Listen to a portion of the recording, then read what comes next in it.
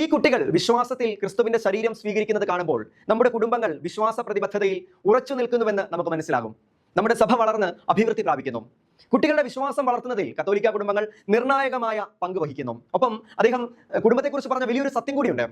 പിതാവും മാതാവും വിശ്വാസത്തിൽ ഐക്യപ്പെടുമ്പോൾ കുടുംബം പ്രലോഭനങ്ങൾ, തിന്മ, ധാർമ്മിക വ്യതിയാനം എന്നിവയെ ചെറുക്കാൻ കഴിവുള്ള ഒരു കോട്ടയായി മാറുകയാണ് എന്ന്. 2014 ഓഗസ്റ്റ് 6 ഇസ്ലാമിക് സ്റ്റേറ്റ് നിലവേ മേഖല പിടിച്ചടക്കിയപ്പോൾ അവിടെ നിന്നും നിർബന്ധിതമായി പുറത്താക്കപ്പെട്ടവരാണ് ക്രൈസ്തവർ. ക്രിസ്തു വിശ്വാസം ഉപേക്ഷിച്ചിരുന്നെങ്കിൽ അവർക്ക് ഒരുപക്ഷെ അവിടെ തുടരാനാകുമായിരുന്നു. എന്നാൽ അവർ അതിന് ഒരുക്കമായില്ല എന്ന് മാത്രമല്ല, വിശ്വാസം സംരക്ഷിക്കുന്നതിനായി അവർ തങ്ങളുടെ വീടുകളും സ്വത്തുക്കളും ഉപേക്ഷിക്കാൻ തയ്യാറായി. നമുക്കറിയാം, തങ്ങളുടെ വിശ്വാസം ഉപേക്ഷിക്കാൻ തയ്യാറാകാത്തത് കൊണ്ട് ആയിരക്കണക്കിന് ക്രൈസ്തവരാണ് ഈ കാലയളവിൽ പീഡിപ്പിക്കപ്പെട്ടത്.